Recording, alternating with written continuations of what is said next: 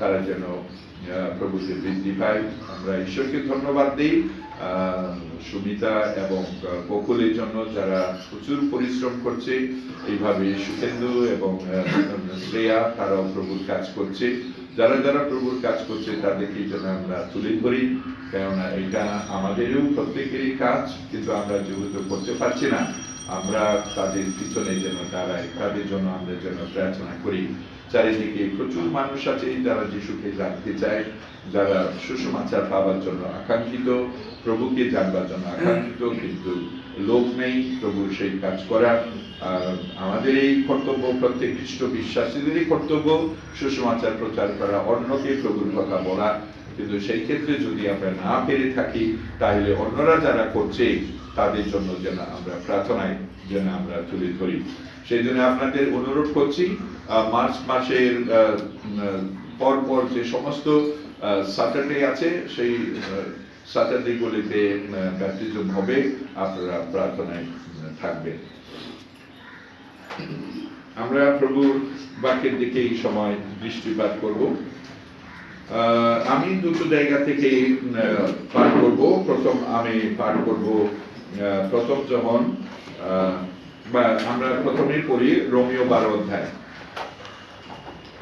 রোমীয় 12 অধ্যায় আমাদের অনেকের জানা আছে, সেখানে বিষয়টা কি আমরা অনেকেই বাইবেল পাঠ করে থাকি।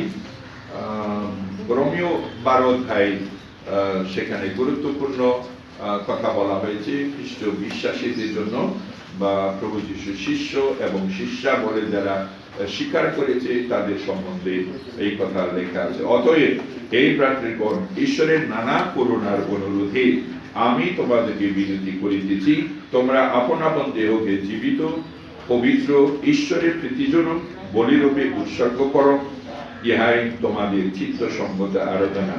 আর এই যুগের অনুরূপ হইও না, কিন্তু মনের নূতনীকরণ দ্বারা স্বরূপান্তরিত হও, যেন তোমরা পরীক্ষা করিয়া জানিতে পারো ঈশ্বরের ইচ্ছা কি, যাহা উত্তম ও প্রীতিজনক ও সিদ্ধ। রোমীয় 12 অধ্যায়ের পর থেকে আমরা যাব প্রথম যখন 2 অধ্যায় 1 থেকে 6। প্রথম যখন 2 অধ্যায় 1 থেকে 6, সেখানে লেখা আছে,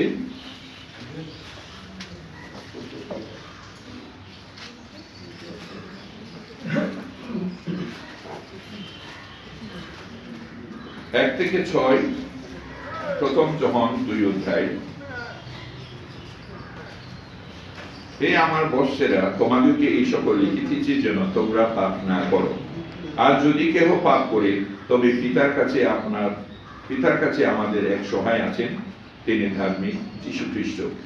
আর তিনি আমাদের পাপাত্মক প্রায়শ্চিত্ত, কেবল আমাদের নয়, কিন্তু সমস্ত জগতেরও পাপাত্মক। আর আমরা ইহাতেই জানিতে পারি যে তাহাকে জানি, যদি তাহার আজ্ঞা সকল পালন করি। যে ব্যক্তি বলে আমি তাহাকে জানি, তথাপি তার আজ্ঞা সকল পালন না করি, সে মিথ্যাবাদী এবং তাহার অন্তরে সত্য নয়। কিন্তু যে তাহার বাক্য পালন করে, তাহার অন্তরে সত্যই ঈশ্বরের প্রেম সিদ্ধ হইয়াছে। ইহাতেই আমরা জানিতে পারি যে তাহাতেই আছি। যে বলে আমি তাহাতে আছি, তাহার উচিত যে তিনি যে রূপ চলিতেন, সেও সেই রূপ চলে। আজকে যে বিষয়টি হচ্ছে নূতনীকরণ হওয়া, অর্থাৎ আমাদের জীবনকে রূপান্তরিত যেন আমরা করি। আর এই যুগের অনুরূপ হইও না, কিন্তু মনের নূতনীকরণ দ্বারা রূপান্তরিত হও। মন যতক্ষণ না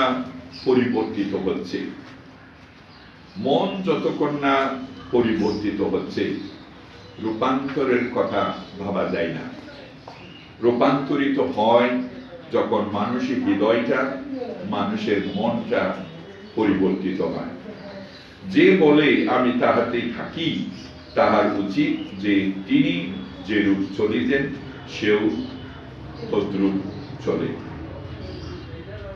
বলছেন, যদি আপনি এবং আমি বলি আমরা যিশুতে আছি, বা আমরা প্রভু যীশু খ্রিস্টের, তাহলে তিনি যেরকম চলতেন আমাদেরও সেরকম চলতে হবে। এবং তাতে চলা মানে মনের নতুনীকরণ হয়ে চলা, স্বরূপান্তরিত হয়ে চলা। খ্রিস্টের জীবনটাই মণ্ডলীর জীবন, এবং মণ্ডলীর জীবনটাই খ্রিস্টের জীবনকে প্রকাশ করে।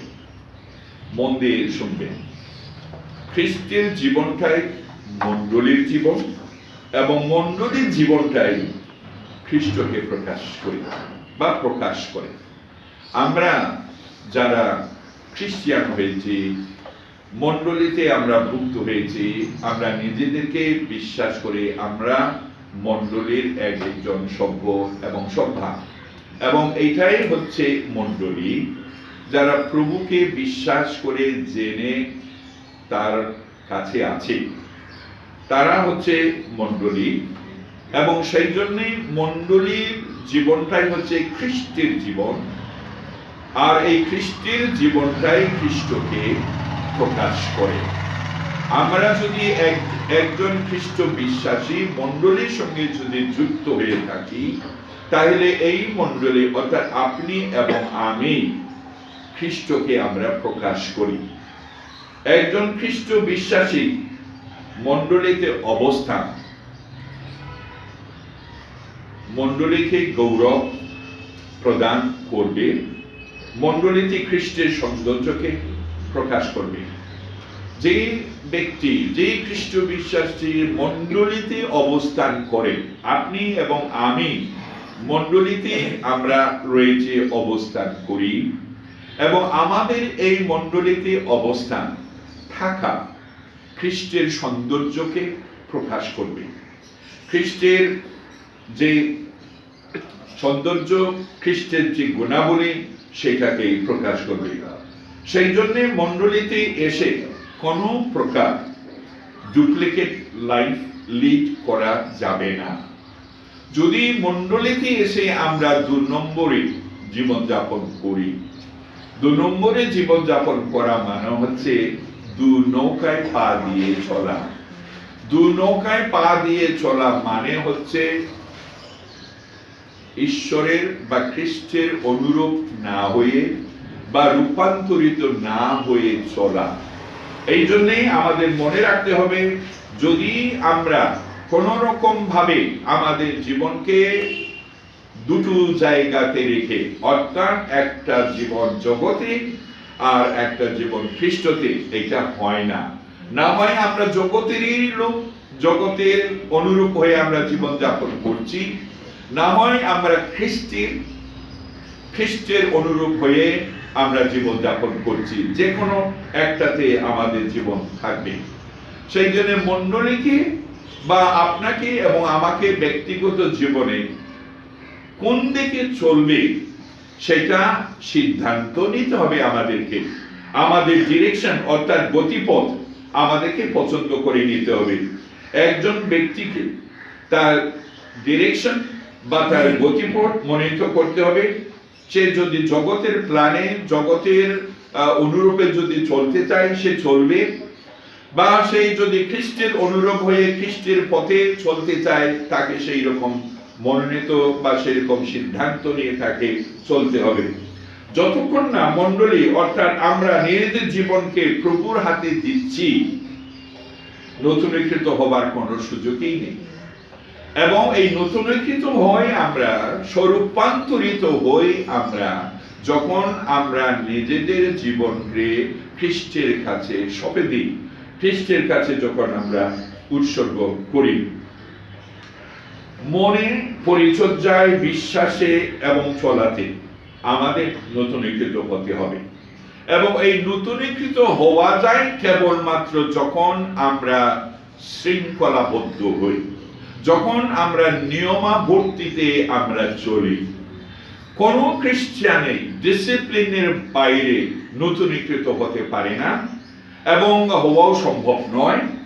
এবং নতুনীকৃত যদি আমরা হতে চাই, তাহলে আমাদেরকে ডিসিপ্লিন হতে হবে, আমাদেরকে নিয়মাবর্তিতার মধ্যে জীবনযাপন করতে হবে। রূপান্তরিত বা নতুনীকৃত হওয়ার জন্য ডিসিপ্লিন লাইফ, নিয়মাবর্তিত জীবন বা শৃঙ্খলা জীবন জড়িত। আমরা এই বিষয়ে দুটি দিক দেখব। শৃঙ্খলা বা নিয়মাবর্তিত জীবনের যে শেকড়, মূল, রুট আমরা দেখব। প্রথম দেখব আমরা a disciplined life is a living sacrifice. নিয়মাবর্তিত জীবন হচ্ছে, শৃঙ্খলা জীবন হচ্ছে যে জীবনটা ঈশ্বরের কাছে জীবিত রূপে উৎসর্গ করা। জীবিত বলি, রোমীয় 12 অধ্যায়ে যেটা আমরা পড়লাম, সে কি করে দেহকে জীবিত পবিত্র ঈশ্বরের প্রীতিজনক বলিরূপে উৎসর্গ করে, ইহাই তোমাদের চিত্ত সঙ্গত আরাধনা। অর্থাৎ ঈশ্বরের কাছে বলিকৃত হওয়ার কথা এখানে বলেছে, এবং সেটা হচ্ছে জীবিত রূপে। খ্রিস্টীয় নিয়মাবর্তিতা জীবনকে বা খ্রিস্টের নিয়ম শৃঙ্খলা জীবন আমরা প্রকাশ করতে পারি কেবলমাত্র যখন আমরা খ্রিস্টের কাছে নিজেদের জীবনকে উৎসর্গ করি, বলি দিই। পুরাতন নিয়মে কিভাবে বলি দেওয়া হতো? 3টি জিনিসের প্রয়োজন ছিল। 1 যাজক, এবং 2 মেষ, 3 বেদী। বেদী অর্থাৎ যাজককে দরকার, মেষ দরকার এবং বেদী দরকার। এবং কোন প্রাণীকে বেদীতে রেখে বা তাকে হনন করা হতো, উৎসর্গ করা হতো। এখানে ঠিক সেই রকমই বলা হচ্ছে আপনাকে এবং আমাকে। আমরা প্রত্যেককেই খ্রিস্ট বিশ্বাসীরা নতুন নিয়মে এক জায়গায় বলা হয়েছে আমরা প্রত্যেকে যাজক। অর্থাৎ আমরা নিজেরাই ঈশ্বরের সঙ্গে কথা বলতে পারি, অপরের জন্য আমরা প্রার্থনা করতে পারি, নিবেদন করতে পারি, অপরের হয়ে আমরা ঈশ্বরের কাছে নিবেদন করতে পারি, যেটা পুরাতন নিয়মের যাজকরা করত। এখন যাজকের দরকার নেই, আপনি নিজেই যাজক, আপনি ঈশ্বরের কাছে নিজেই প্রার্থনা নিবেদন করতে পারেন, এবং ঈশ্বরের কাছ থেকে আপনি নিজেই কথা পেতে পারেন, এবং সেই কথাগুলো আপনি অপরের কাছে বলতে পারেন। সেই জন্যে আমরা ঈশ্বরের বাক্য অনুসারে, সেই বাক্য অনুসারে আমরা যাজক। এখন কথাটা বলা হচ্ছে এখানে আমাদের উৎসর্গ বলিকৃত হতে হবে বেদীতে, এবং আমাদের মনে রাখা প্রয়োজন আছে আমাদেরও বেদী আছে, এবং সেই বেদী হচ্ছে প্রভু যীশু খ্রিস্ট স্বয়ং, এবং সেই বেদীর কাছে আপনাকে নিজেকে বলি দিতে হবে। বলি দিতে হবে মানে আপনাকে মরতে হবে। মরার কথা সেখানে বলা হচ্ছে, অর্থাৎ আপনি মরবেন। কিভাবে মরবেন আপনি? অর্থাৎ আপনি আমিকে বা আমিত্বকে আপনি হনন করবেন, হত্যা করবেন, অর্থাৎ আপনাকে সেটাকে মেরে ফেলতে হবে। এটাকে বলা হচ্ছে স্যাক্রিফাইস, বলি, উৎসর্গ করা, অর্থাৎ মৃত্যুতে। অর্থাৎ আমরা মরি বলতে আমরা আমিকে নিজেকে মেরে ফেলি, আমরা মেরে ফেলি আমার উচ্চাকাঙ্ক্ষা, আপনি মেরে ফেলি, হত্যা করি আমাদের সব রকমের কুব্যবহারকে, আমাদের সব রকমের আচার আচরণ যেটা ঈশ্বরের দৃষ্টিতে ঠিক নয়, সেগুলোকেই আমরা বলি দিই, সেগুলোকেই আমরা মেরে দিই। এবং এইটা যতক্ষণ না হচ্ছে আমাদের জীবনে, ততক্ষণ পর্যন্ত নতুনীকৃত হওয়া সম্ভব নয়। এবং এটা যখন আমরা করি, আমাদের খ্রিস্টীয় জীবনে আচার আচরণ, আমাদের চিন্তাধারা, আমাদের কথাবার্তা, আমাদের স্বভাব পরিবর্তিত হয়, কারণ আমরা ডিসিপ্লিন খ্রিস্টীয় জীবন যাপন করছি। অর্থাৎ ডিসিপ্লিন খ্রিস্টীয় জীবন যাপন মানে হচ্ছে নিজেকে ঈশ্বরের কাছে সমর্পণ করা, উৎসর্গ করা। We present ourselves is death বলা হচ্ছে, That is, we die to ourselves, our goals and our conformity to the world. জগতের সঙ্গে যে আমাদের অনুরূপ হবার মনোবাসনা, আমরা হচ্ছি, জগৎ যেরকম চলছে সেই রকম আমরা চলছি, এই যে মনোভাব, এই মনোভাবটাকে আমাদেরকে মেরে ফেলতে হয়। অর্থাৎ আমরা যেন মেরে দিই, অর্থাৎ ঈশ্বরের কাছে যেন আমরা উৎসর্গ করি, এইটাই রোমিও 12 অধ্যায় বলছে। মনে রাখতে হবে, খ্রিস্টীয় জীবন হচ্ছে শৃঙ্খলার জীবন, খ্রিস্টীয় জীবন অর্থাৎ নিয়মাবর্তিতার জীবন, এবং এই নিয়মাবর্তিতার প্রথম জীবন হচ্ছে আমরা নিজেদেরকে জীবিত বলি রূপে ঈশ্বরের কাছে উৎসর্গ করি। যখন বলি দেওয়া হতো তখন সেই প্রাণীটা মরে যেত, মৃত, কিন্তু বাইবেল বলছে আমরা কিন্তু মৃত, আমরা জীবিত। অর্থাৎ আমরা জীবিত এই কারণে আমরা পাপকে মেরে দিই, আমিত্বকে মেরে দিই, আমাদের সমস্ত খারাপ জীবনকে আমরা মেরে দিই এবং মেরে দিয়ে আমরা জীবিত থাকি খ্রিস্ট যিশুতে। এটাকে বলা হচ্ছে নিয়মাবর্তিত জীবন। নিয়মাবর্তিত জীবন যার আছে সে স্থির মস্তিষ্কে চিন্তা করে বা শান্তি মনে চিন্তা করে। A disciple or disciplined life think soberly. ইংলিশে খুব সুন্দর লেখা আছে, a disciplined life thinks soberly. নিজেকে যে যতটুকু ভাবা প্রয়োজন আছে ততটুকুই যেন আমরা ভাবি। রোমিও 12 অধ্যায় 3 পদে যতটুকু নিজের সম্বন্ধে চিন্তা করা উচিত ততটুকুই চিন্তা যেন আমরা করি। To think soberly ইংরেজি অনুবাদ করা হচ্ছে সেলফ কন্ট্রোল অথবা ডিসিপ্লিন। আত্মসংযমের কথা বলা হচ্ছে বা শৃঙ্খলা জীবন সম্বন্ধে বলা হয়েছে। এইটা মানেটা হচ্ছে, যদি কোনো খ্রিস্টান নিজেকে ঈশ্বরের কাছে সমর্পণ করে জীবিত রূপে বলি দেয়, অর্থাৎ নিজেকে আমিত্বকে মেরে, অহংকারকে মেরে বা তার সমস্ত খারাপগুলোকে মেরে যে নিজেকে ঈশ্বরের কাছে সমর্পণ করে উৎসর্গ করে, তার চিন্তাধারাটাও নিয়ন্ত্রণে থাকে এবং সে নিজের চিন্তাকে, নিজের খারাপ চিন্তাকে, নিজের খারাপ বাসনাকে, নিজের খারাপ পরিকল্পনাগুলিকে নিয়ন্ত্রণে রেখে নিজের মনের মধ্যে ঈশ্বরের মনকে স্থান দেয়। অর্থাৎ ঈশ্বরের মনকে সে নিজের কাছে টেনে নিয়ে আসে, তার নিজস্ব যে ইচ্ছা, পরিকল্পনা, বাসনা, আকাঙ্ক্ষা যেগুলো ঈশ্বরের দৃষ্টিতে ঠিক নয় সেইগুলোকে নিয়ন্ত্রণে রেখে একজন ডিসিপ্লিন, একজন শৃঙ্খলাবদ্ধ বা যার জীবন শৃঙ্খলে চলে, নিয়মাবর্তিতার মধ্যে যার জীবন আছে, সে চিন্তা করে, কিভাবে চিন্তা করে, একেবারে যেটা বলা হচ্ছে শান্ত মনে, স্থির মনে চিন্তা করে। কি চিন্তা করে? অর্থাৎ ঈশ্বরের মনকে আমার মনের মধ্যে নিয়ে আসতে হবে, নিজের মনকে সরিয়ে দিয়ে। যদি আমরা নিজের মনকে না সরাতে পারি, নিজের মনের মধ্যে অনেক কিছু যদি থাকে যেগুলো ঈশ্বরের দৃষ্টিতে ঠিক নয়, তাহলে আমরা ঈশ্বরের মনকে আমাদের মনে স্থান দিতে পারি না।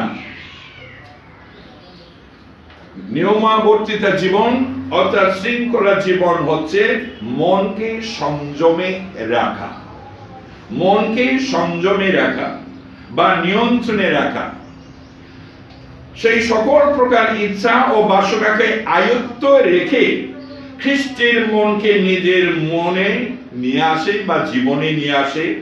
সেই খ্রিস্টের মনের অনুরূপ করে নিজের মনকে খ্রিস্টের চিন্তাধারা, যেমন বাইবেল বলছে ফিলিপিওতে যে খ্রিস্টের যে সমস্ত মনোভাব, উত্তম মনোভাব, খ্রিস্টের যে সমস্ত শুধু মনোভাব নয়, তার যে ব্যবহার, আচার আচরণ, তিনি ঈশ্বরের সমান হলেও তিনি নিজেকে দাসের রূপ ধারণ করলেন, আকারে প্রকারে তিনি মনুষ্য হলেন, তিনি নত হলেন, নম্র হলেন। এই সমস্ত যে খ্রিস্টের যে গুণগুলো, সেই গুণগুলোকে একজন ডিসিপ্লিন খ্রিস্টান, নিয়মাবর্তিতার জীবন যাপন যিনি করছেন বা করছে, সেই ব্যক্তি মনকে নিয়ন্ত্রণে রেখে খ্রিস্টের মনের অনুরূপ করে তোলে। অর্থাৎ খ্রিস্টের মতো তার চিন্তাধারা হয়, খ্রিস্টের মতো তার ভাব, খ্রিস্টের মতো তার চিন্তা, খ্রিস্টের মতো তার আচরণ। যার মনটা খ্রিস্টের মতো মন, তার আচরণটাও খ্রিস্টের মতো হবে। রিসেন্টলি আমি শুনেছি এক ভাই, সেই প্রচারও করে ভালো বাইবেল শিক্ষা দিতে পারে, কিন্তু বলছে আমি তাকে দেখলেই বিরক্ত হই, আমি তাকে দেখতে পারি না। কি করে সেটা বলেন? কি করে সেটা সম্ভব? বাইবেল তো বলছে, কি বলছে? কেননা ঈশ্বর আমাদেরকে ভীরুতার আত্মা দেন নাই, কিন্তু শক্তির আত্মা দিয়েছেন, প্রেমের আত্মা দিয়েছেন, সুবুদ্ধির আত্মা দিয়েছেন। 2 তিমোথেও 1:7 প্রেমের আত্মা দিয়েছেন।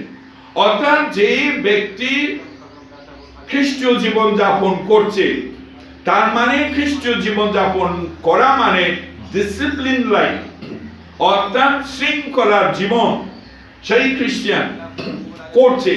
আর শৃঙ্খলার জীবন মানে হচ্ছে খ্রিস্টের কাছে নিজেকে উৎসর্গ করা। শৃঙ্খলার জীবন মানে হচ্ছে খ্রিস্টের মনকে নিজের মনের মধ্যে নিয়ে আসা, রেখে দেওয়া। এটা হচ্ছে নিয়মাবর্তিত জীবন, এবং এইটাই আমাদেরকে নূতনীকৃত করে, এইটাই আমাদেরকে রূপান্তরিত করে। নিয়মাবর্তিত জীবন মানে হচ্ছে জোয়ালি বহনের জীবন। আপনারা কতজন দেখেছেন জোয়ালি? দেখেছেন? আমি ছোটবেলায় তো স্কুলে পড়ার সময় বাবার সঙ্গে মাঠে গিয়ে হাল চাষ করেছি, লাঙ্গল ধরেছি, এবং তার আগে যে কাঠের জিনিসটা আছে ওদিকে জোয়ালি বলা হয়। কিভাবে চাষ হয় গরু দিয়ে জানেন? আগে দুটো গরু থাকবে, এবং ওই গরুর কাঁধের উপরে জোয়ালিটা রাখা হয়, বেঁধে দেওয়া হয়, এবং এই দুটো গরুর মাঝখানে লাঙ্গলটাকেও বাঁধা হয়, এবং গরু থানে লাঙ্গলে হাত দিয়ে আমরা জমিটা কি করি? চাষ করি। এবং অদ্ভুত ব্যাপার হচ্ছে যে যখন জোয়ালিকে তোলা হতো, গরুর সামনে রাখবো, গরু কিন্তু স্থির থাকে এবং জানে এবার আমাদের উপর জোয়ালি কি করা হবে? রাখা হবে। এটা কি প্রকাশ করে আপনাকে? যিশু বলছেন আমার জোয়ালি কি করো? বহন করো। এবং যদি আমরা চিন্তা করে এই দুটি গরুর উপর জোয়ালি দেওয়া, মানেটা হচ্ছে গরু কি করে? বশ্যতা স্বীকার করে, হাম্বল। ওই গরু বশ্যতা স্বীকার করে, অর্থাৎ বশীভূত হয় একজন কৃষকের হাতে। আশ্চর্য বিষয় এইটা। এবং যে গরুগুলো কোনোদিন জোয়ালি বহন করেনি, তাকে যদি আপনি রাখতে চান দেখবেন ছটফট করবে এবং আপনার কন্ট্রোলের বাইরে চলে যায়। যে ঘোড়াটা হিংস্র, তাকে এই ঘোড়া চালক আয়ত্তে আনবার জন্য চেষ্টা করে, ট্রেনিং দেয়, শেষ পর্যন্ত সেই চালক ওই ঘোড়াকে তার নিয়ন্ত্রণে আসে, অর্থাৎ ঘোড়া সেই চালকের বশীভূত হয়। তো এইখানে প্রভু এখানে যেটা বলছে, নিয়মাবর্তিত জীবন মানে হচ্ছে জোয়ালি বহন করা, অর্থাৎ বশীভূত হওয়া। খ্রিস্টের নেতৃত্বে বা খ্রিস্টের অথরিটিতে আপনি নিজেকে নত করেন, আপনি বশীভূত হন। অর্থাৎ এটা মানে হচ্ছে যে আমি কি করছি? নিজেকে নত করছি, নম্র করছি। জোয়ালি হচ্ছে সাবমিশন বা বশীভূত হওয়ার চিহ্ন। নিয়মাবর্তিত জীবন হচ্ছে বশীভূত জীবন।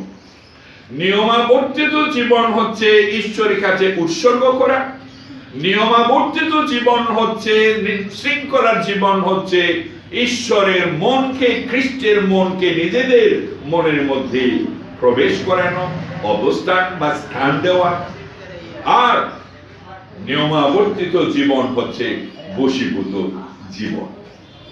আপনি এবং আমি খ্রিস্টের কাছে যদি বশীভূত না হয়, অর্থাৎ তার কর্তৃত্বকে যদি আমরা মেনে না নিই, তাহলে কখনোই রূপান্তরের কথা ভাবা যায় না। রূপান্তরিত হতেই হবে আমাদেরকে, নতুন ভাবে আমাদের খ্রিস্টীয় জীবনকে সৌন্দর্যে পরিণত করতে হবে। আমাদেরকে বৃদ্ধি পেতে হবে, না হয় বিশ্বাসে, না হয় ধৈর্যে, না হয় নম্রতায়, না হয় প্রেমে বা ভালোবাসায়। রূপান্তরিত হতে প্রতিদিন আপনাকে রূপান্তরিত হতে হবে, অর্থাৎ আপনি খ্রিস্টের সমরূপ আপনাকে হতে হবে, এবং সেটার জন্য আমাদের প্রয়োজন আছে নিজেকে বশীভূত করা, খ্রিস্টের কাছে নিজেকে সমর্পণ করা। এবং এই বশীভূত তিনটি বিষয় প্রকাশ করে, তিনটি মিনিং, তিনটি অর্থ প্রকাশ করে। কি সেইটা মনে রাখবেন। নিয়ম শৃঙ্খলা জীবন খ্রিস্টানের থাকতেই হবে।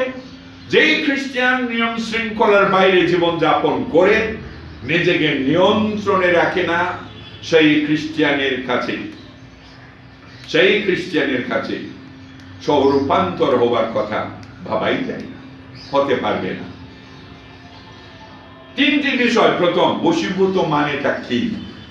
বশীভূত হওয়ার মানেটা হচ্ছে, প্রথমে কন্ট্রোলের কথা বলা হচ্ছে, নিয়ন্ত্রণের কথা বলা হচ্ছে। শৃঙ্খলা জীবন হচ্ছে খ্রিস্টের দ্বারা নিয়ন্ত্রিত জীবন। খ্রিস্টের কর্তৃত্বের অধীনে জীবনটাই নিয়মাবর্তিতার জীবন।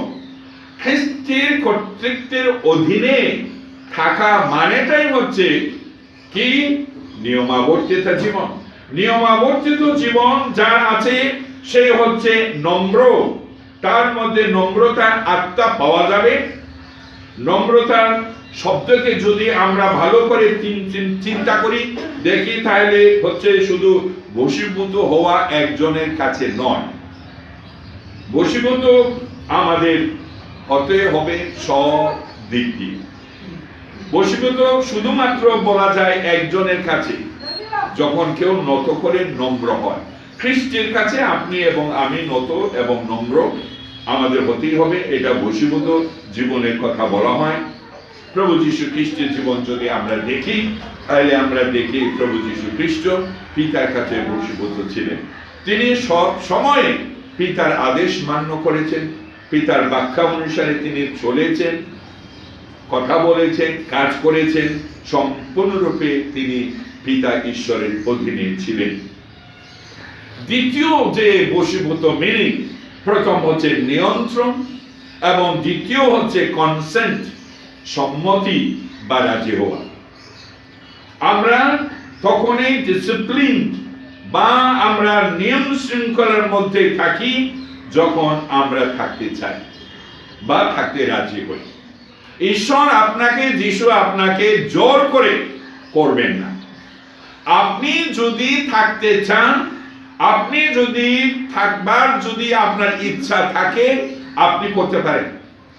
আর যদি আপনার ইচ্ছা না থাকে, কনসেন্ট নেই আপনার, তার সঙ্গে সহমত নেই, অর্থাৎ যিশুর সঙ্গে আপনি সহমত নন, ঈশ্বরের বাক্যের সঙ্গে আপনি সহমত নন, আপনার কনসেন্ট নেই, সেইগুলোতে আপনার রাজি আপনি নন, আপনি কখনোই বশীভূত হতে পারছেন না বা পারবেন না, এবং আপনি কখনোই নিয়ম শৃঙ্খলা জীবন যাপন করতে পারছেন না এবং পারবেন না। এবং যখনই আপনি এবং আমি নিয়ম শৃঙ্খলার জীবন যাপন করতে পারছি না, স্বরূপান্তর আমাদের জীবনে হবে না, রূপান্তরিত আমরা হতে পারবো না, নিয়মাবর্তিত জীবন যাপন আমরা করতে পারি না। মতি 11:28 আহ্বান করেছেন, আমরা তার জোয়ালি বহন করি, জোর করে নয়। তিনি আহ্বান করেছেন, আপনি আসতেও পারেন, নাও আসতে পারে। আপনি শুনতে পারেন, নাও শুনতে পারেন। আপনি বহন করতে পারেন, নাও করতে পারেন। ঈশ্বর কাউকে জোর করে করেন না। তৃতীয়, বশীভূত হওয়ার প্রথম হচ্ছে কন্ট্রোল, নিয়ন্ত্রণে নিজেকে রাখা। দ্বিতীয় হচ্ছে সহমত, কনসেন্ট, রাজি হওয়া। এবং তৃতীয় হচ্ছে সম্পূর্ণতা, কমপ্লিটনেস, পূর্ণতা জীবন তিনি আমাদের কাছ থেকে চান। কেমন শিষ্য হব আমরা, কেমন নিয়মাবর্তিত জীবন যাপন করব আমরা, এটা সম্পূর্ণরূপে আপনার উপর নির্ভর করে।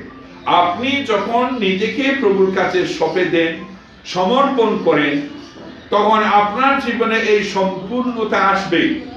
অর্থাৎ আপনি নিজেকে এবং আমি নিজেকে নিয়ন্ত্রণ করে, আমাদের চিন্তা ভাবনাকে নিয়ন্ত্রণ করে, আমাদের আচার আচরণকে নিয়ন্ত্রণ করে, আমাদের স্বভাব চরিত্রকে নিয়ন্ত্রণে রেখে আমরা খ্রিস্টের স্বভাবে আমরা নিজেদেরকে গড়ে তুলব, তৈরি করি।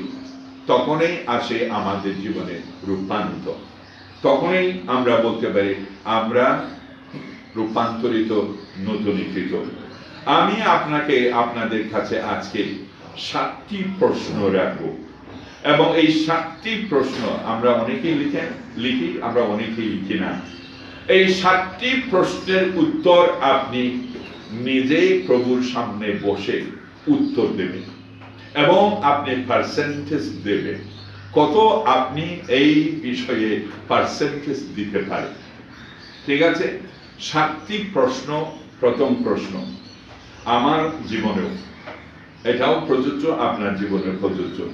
নিয়মাবর্তিতার যে ফলাফল কোথায় দেখা যাবে, কিভাবে দেখা যাবে, এই রুট কোথায়?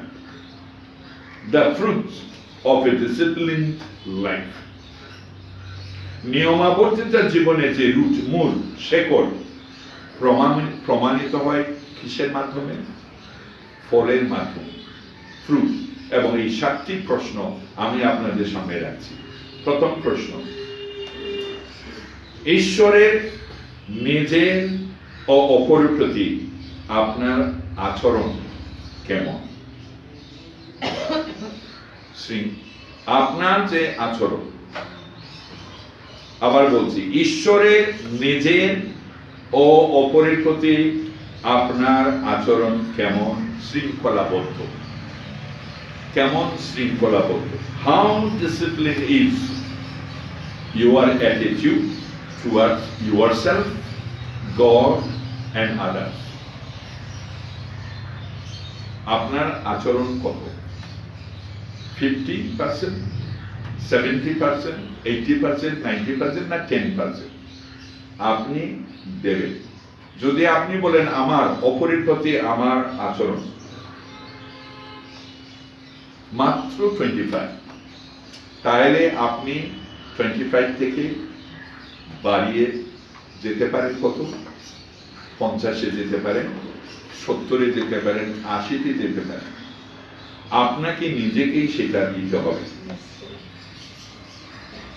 আপনার কি ঈশ্বর ও প্রতিবেশীর প্রতি প্রেম আছে? এটার সঙ্গে যুক্ত। দ্বিতীয় প্রশ্ন, আপনি আপনার কথা কেমন নিয়ন্ত্রণে রাখেন, বা আপনি কথাবার্তাতে কতটা সত্যি শৃঙ্খলাবদ্ধ? আপনার কথাবার্তার মধ্যে আপনি শৃঙ্খলাবদ্ধ কত? আপনার কথাবার্তা বেফাঁস কথা বলি আমরা অনেক সময়। একটু রেগে গেলে আমরা মুখ থেকে উল্টো আমরাও কথা বলি। আমরা হয়তো প্রতিশোধ নিই না মেরে, কিন্তু কথাবার্তার দ্বারাই আমরা প্রতিশোধ নিয়ে থাকি। আপনার কথা কেমন আপনি নিয়ন্ত্রণে রাখেন? কতটা পার্সেন্টেজ আপনি আপনার কথা নিয়ন্ত্রণে রাখতে পারেন? দিয়ে দেবেন।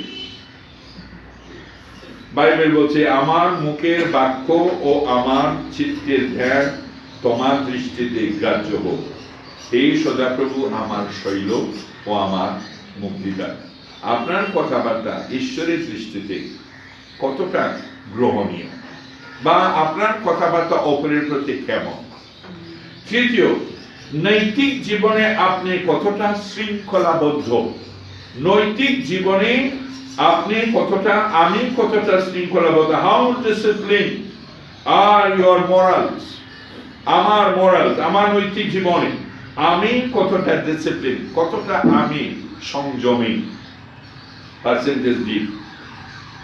চতুর্থ, আপনি আরাধনায় কতটা শৃঙ্খলাবদ্ধ? How discipline is your worship? এই আরাধনা, গির্জায় আরাধনার কথা শুধু আমি বলছি না, আপনার ব্যক্তিগত জীবনে আপনি আরাধনায় কতটা শৃঙ্খলাবদ্ধ, কতটা আপনি প্রভুর সঙ্গে সময় অতিবাহিত করেন? 10%, 20%, 50% আপনি দিন। পঞ্চম, অনুগ্রহ দানেতে আপনি কতটা শৃঙ্খলাবদ্ধ? দানেতে, ঈশ্বরের ক্ষেত্রে, ঈশ্বরের প্রতি আপনার যে ভালোবাসার দান, এটা কতটা আপনি আছেন বা কতটা শৃঙ্খলাবদ্ধ? আমাদের দেওয়াতে অনেক সময় প্রয়োজন মনে করে আমরা দিই, কর্তব্য বলে আমরা দিই, কিন্তু তার ঊর্ধ্বে আমাদের দেওয়াটা হবে প্রেম। প্রয়োজন বলে মনে করে নয়, আমার কর্তব্য বলে নয়, কিন্তু আমি প্রেমে সেটাকে দিই। এই ঈশ্বরের প্রতি দেওয়া আপনার পার্সেন্টেজ কত? 100-এ 100 না কতটা আপনি শৃঙ্খলাবদ্ধ আপনার দেওয়ার ক্ষেত্রে? ঈশ্বর আপনাকে প্রচুর আশীর্বাদ দিয়েছেন, আমাকে দিয়েছেন। আমরা আশীর্বাদের দান হোক, ধন্যবাদের দান হোক বা আমাদের দশমাংশ হোক, এই সমস্ত দানে আপনি কতটা শৃঙ্খলাবদ্ধ? ষষ্ঠ প্রশ্ন, আপনার ব্যক্তিগত জীবনে নীরবতা ও আরাধনা জীবন আপনি কতটা শৃঙ্খলাবদ্ধ? আপনার নীরবতা জীবন অর্থাৎ প্রভুর সঙ্গে আপনার সময় অতিবাহিত কতটা আপনি করেন? বেশিরভাগ খ্রিস্টানরা এখানে ব্যর্থ হয়, এবং এটাই আমি বেশিরভাগ সময় আমি বলি বিভিন্ন জায়গায়, যে ঈশ্বর আমাদের চান যেন আমরা তার সঙ্গে সময় অতিবাহিত করে, তার সঙ্গে যেন আমরা থাকি। যদি আমরা ঈশ্বরকে ভালোবাসি, যদি আমরা ঈশ্বরের কে আমাদের জীবনে স্থান দিয়ে থাকি, তাহলে আমরা তার সঙ্গে আছি, তাকে ভালোবেসে, এবং তাকে যদি আমরা ভালোবাসি তাহলে তার সঙ্গে আমরা থাকি, তার সঙ্গে আমাদের থাকার ইচ্ছা আকাঙ্ক্ষাটা থাকে। এবং সেটা কতটা আমরা চাই, কতটা পার্সেন্টেজ ঈশ্বরের সঙ্গে নীরবতা, ঈশ্বরের সঙ্গে আমাদের যে সময় অতিবাহিত, এইটার বিষয়ে কতটা আমরা শৃঙ্খলাবদ্ধ? সপ্তম, আপনি আপনার পরিচর্যায় হোক বা দায়িত্ব পালনে হোক কতটা শৃঙ্খলাবদ্ধ? ঈশ্বর আমাদেরকে দায়িত্ব দিয়েছেন অনেক রকম, আমরা ঈশ্বরের কাছ থেকে অনেকে পেয়েছি। আমার কর্তব্য হচ্ছে প্রার্থনা করার জন্য, অনেকে আমরা আমার কর্তব্য হচ্ছে কাউকে সাহায্য করার জন্য, আমার কর্তব্য হচ্ছে মণ্ডলীর প্রতি, ভাই বোনদের প্রতি ভালোবাসা সঙ্গে সাহায্য করা। ঈশ্বর আপনাকে এবং আমাকে কোনো দায়িত্ব না দিয়ে রাখেননি, কোনো না কোনো তিনি আপনাকে দায়িত্ব দিয়েছেন। এমনি আপনাকে প্রভু যিশু আহ্বান করেননি, এমনি ঈশ্বর আপনাকে পরিত্রাণ দেননি। ঈশ্বর পরিত্রাণ দিয়েছেন আপনাকে, ঈশ্বর আপনাকে পাপের বন্ধন থেকে, অনন্ত মৃত্যু থেকে বাঁচিয়েছেন এমনি নয়। আপনার প্রতি তার কিছু কাজ তিনি দিয়েছেন, যেন তিনি আপনার কাছ থেকে কিছু আশা করেন, বা তিনি চাইছেন যেন আপনি এই কর্তব্যগুলো পালন করুন। খ্রিস্ট বিশ্বাসীরা শৃঙ্খলার মধ্যেই থাকে, নিয়মাবর্তিত জীবন যাপন করে, এবং তার প্রমাণ হচ্ছে তার প্রতি কর্তব্য পালন, তার প্রতি মানুষের প্রতি কর্তব্য পালন। এই কর্তব্য পালনে আপনি কতটা শৃঙ্খলাবদ্ধ? এই 7টি প্রশ্ন আমি আপনার সামনে রেখেছি, আপনি সেটা বাড়ি থেকে নিজেই চিন্তা করে করে দেবেন। আমি এটাতে মাত্র 10, আমার এটাতে মাত্র 20, বা আমার এটাতে মাত্র 25, আপনি দিন। তারপরে আপনি যদি দিয়ে থাকেন, আপনার একটা আকাঙ্ক্ষা হবে, ইচ্ছা আসবে, না আমি এটা বাড়াতে চাই, কমাতে নয়, বাড়াতে চাই। আপনি লিখুন সেগুলো, প্র্যাকটিস করুন সেগুলো। ঈশ্বরের বাক্যকে শোনাটাই যথেষ্ট নয়, ঈশ্বরের বাক্যকে আমাদের কি করতে হবে? হ্যাঁ, কি ভুল ভুল কি ভুল জানতে হবে, ভুল ভুল তো শুনলাম তো, ভুল। ঈশ্বরের বাক্যকে শোনাটাই যথেষ্ট নয়, ঈশ্বরের বাক্যকে বিশ্বাস করতে হবে, বিশ্বাস করতে হবে। আর শোনাটাই যথেষ্ট নয়, বিশ্বাসটাও যথেষ্ট নয়, ঈশ্বরের বাক্যকে প্রয়োগ করতে হবে, কাজে প্রয়োগ করতে হবে। ডিসিপ্লিন লাইফ হচ্ছে এইটাই। যারা ঈশ্বরের বাক্যকে শুনে, বিশ্বাস করে, প্রয়োগ করে।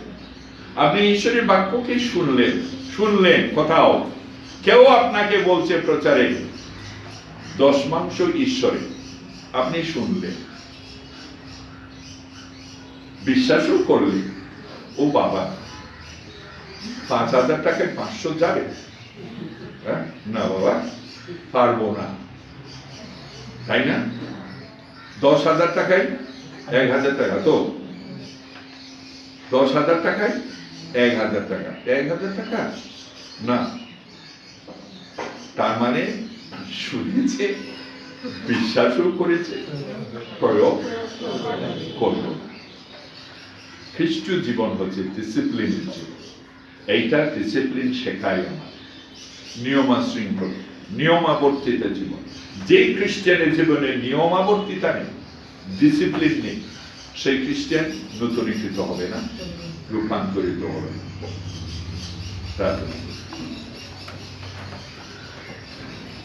প্রভু তুমি আমাদের সাহায্য করো, যা আমরা শুনেছি আমরা যেন বিশ্বাস করি, শুধু বিশ্বাস নয়, আমরা সেগুলোকে কাজে প্রয়োগ করি।